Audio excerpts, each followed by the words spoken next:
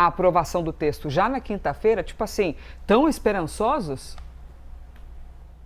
Então, Elisa, o que eu ouvi hoje pela manhã, e a gente está incansavelmente apurando todos os detalhes dessas tramitações todas na Câmara dos Deputados já há várias semanas, é que eles contam com essa aprovação na comissão especial amanhã, então no mais tardar até quinta-feira levam para o plenário da Câmara dos Deputados. É por isso que fica também esse compasso de espera dessa possível reunião entre Davi Alcolumbre e o presidente Lula, a depender também desse calendário, né? Estrategistas políticos ali do governo avaliam que seria importante esse encontro acontecer depois da aprovação na Câmara, porque eles contam também com uma aprovação muito robusta. É o tipo de pauta que nem a oposição vai conseguir votar muito contra. E, aliás, eu vou falar da oposição aqui rapidinho. Mas eu queria só puxar o gancho para uma frase bem interessante que eu ouvi, porque a gente costuma sempre ter uma tramitação de projetos que vêm do governo, propostas que vêm do governo, ou que têm um interesse muito grande do governo, sendo enviadas, por exemplo, com uma certa gordura. Quando o relatório é apresentado, tem uma certa gordura, é uma expressão que a gente usa bastante na política. E hoje, o que eu ouvi de articuladores dessa proposta, que estão ali em cima do ponto a ponto desse texto, é de que o texto é considerado fit. O que eles querem dizer com isso? Que não tem muito para onde cortar.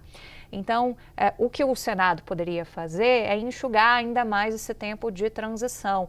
Mas que eles próprios, e aí a gente do governo, não está acreditando muito que isso vá acontecer, porque as pontas já estão muito bem amarradas nessa articulação que foi costurada e foi finalizada ontem. A cereja do bolo foi justamente a reunião do presidente da Câmara, Hugo Motta, com o presidente Lula. Então, quando eles saem da reunião, o que a gente ouve do lado da Câmara e o que a gente ouve do lado do Palácio do Planalto é que a reunião foi excelente, saiu melhor do que o esperado em relação à questão da regra de transição, que era a grande divergência.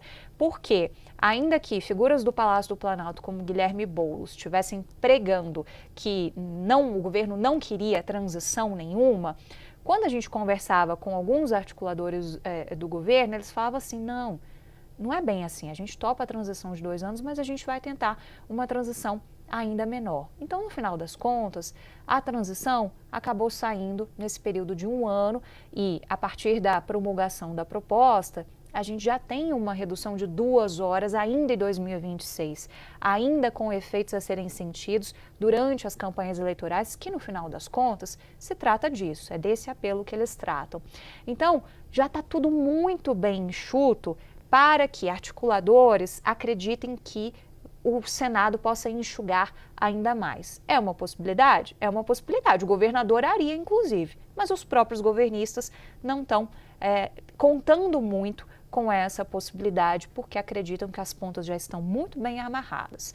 Hoje, terça-feira, vai ser mais um dia de reunião. Eles vão se reunir, por exemplo, com o ministro do Trabalho, o Luiz Marinho, que é um dos principais articuladores aí dessa proposta do lado do governo, para parar arestas, mas são temas muito laterais. As questões que foram colocadas como inegociáveis pelo presidente da Câmara dos Deputados devem ser mantidas e a expectativa é a melhor possível na tramitação depois do outro lado no Senado Federal, porque a avaliação de governistas é de que é um jogo de ganha-ganha. Mesmo se Davi Alcolumbre eventualmente emperrar, criar algum tipo de empecilho para essa pauta, no discurso, a visão de que o governo sairia vitorioso, porque se trata de um tema de forte mobilização popular. Isabel Mega trazendo esse contorno político, Clarissa Oliveira também. Agora vamos chegar num lugar também bem importante, que é, e se eles aprovam alguma mudança? O que acontece com os direitos que já foram adquiridos pelas trabalhadoras, pelos trabalhadores? Esses direitos seguem garantidos? Ou alguma coisa vai mudar? A gente precisa se preocupar em algo? Segura na mão de Deus, ou da Débora Oliveira, que ela vai explicar isso pra gente. Vamos lá, Elisa. Bem-vinda, hein? Bom dia, Demorei, aliás, mas cheguei. Bom dia. Chegamos aqui, gente. Bom dia para você que está em casa também nos assistindo, a Isabel lá em Brasília, a Clarissa, a minha prima, que a gente não é prima, mas tudo bem. Prima de sobrenome. A prima de sobrenome, exato. Vamos lá, tudo que diz respeito a pagamentos, as férias, esses direitos adquiridos pela CLT, eles serão mantidos. O debate da PEC é sobre realmente a jornada de trabalho, aquelas horas que você precisa trabalhar durante a semana.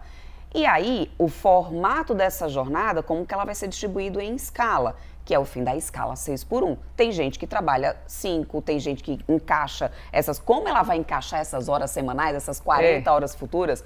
E aí isso vai ser um acordo entre empresa e empregador. Mas tem alguns detalhes que aí muita gente ficou se perguntando.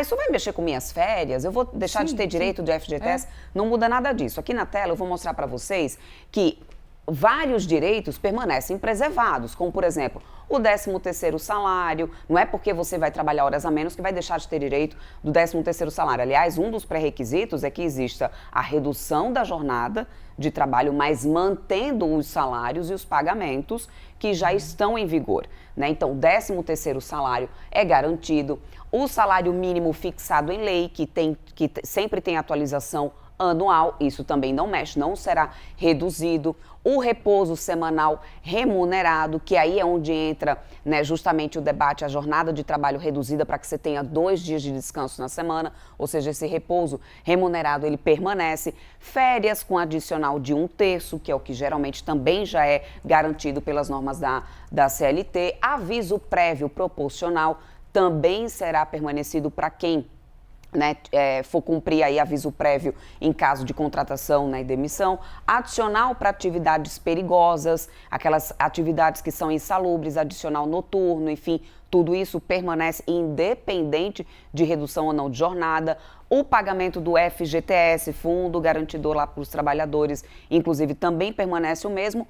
Adicional de horas extras, e aqui é onde mora uma grande preocupação, né? Porque se vai ter uma redução de jornada de trabalho, muito tem sido debatido que alguns setores vai precisar realmente pagar horas extras para poder manter o seu funcionamento. Então, esse adicional de horas extras também fica garantido e seguro para acidentes trabalhistas. Gente, nada disso daqui, que são direitos já adquiridos ao longo dos anos, com reformas trabalhistas, enfim, no regime CLT, tudo isso aqui permanece preservado. O grande debate que fica realmente é sobre o impacto final da redução da jornada de trabalho para a manutenção de serviços em determinados setores, porque a gente tem uma economia que é muito heterogênea. A gente tem setores que precisam de um funcionamento diferenciado e que aí a preocupação está sendo para as classes também que já têm direitos adquiridos sob convenção, Elisa. Vamos pegar um exemplo? Os bancários, eles já não trabalham sobre 44 horas semanais, são 30 horas semanais, por um direito de convenção. E aí, no final, a gente vai ter que precisar também contar com a agilidade dos setores, sindicatos dos setores, para poder garantir essas convenções. Porque se elas não forem garantidas em 2 meses, depois da aprovação da PEC, a convenção pode perder validade.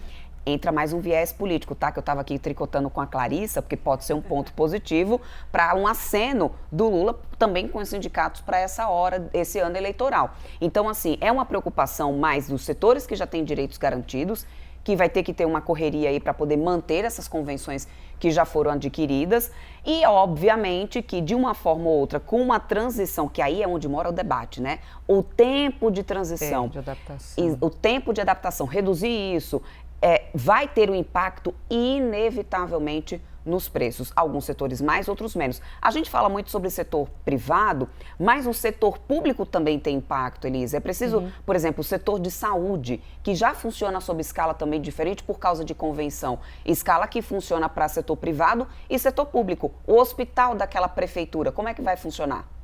O custo vai aumentar para a prefeitura. A convenção vai valer aquela que já estava valendo antes. E aí, como é que fica a situação? Ou seja, também existe impacto no setor público com a mudança da jornada de trabalho. O presidente da CNI, o Ricardo Albam, ele falou com a CNN sobre isso, sobre essa preocupação, porque inevitavelmente o que a CNI defende é que o impacto vai vir principalmente nos preços. Eu acho que existem uns equívocos. Da forma que está sendo feita, o primeiro impacto que nós vamos ter é aumento de preço. No momento em que nós estamos tendo pressão inflacionária por conta da própria guerra do Irã, com os preços de combustíveis e toda a cadeia que daí vem com a relação de logísticas e os próprios combustíveis impactando os termoplásticos e outras cadeias produtivas maiores. Então, esse é o primeiro impacto. Então, esse ganho, ele vai ser obscurecido pela realidade dos preços. Isso não tem para onde correr.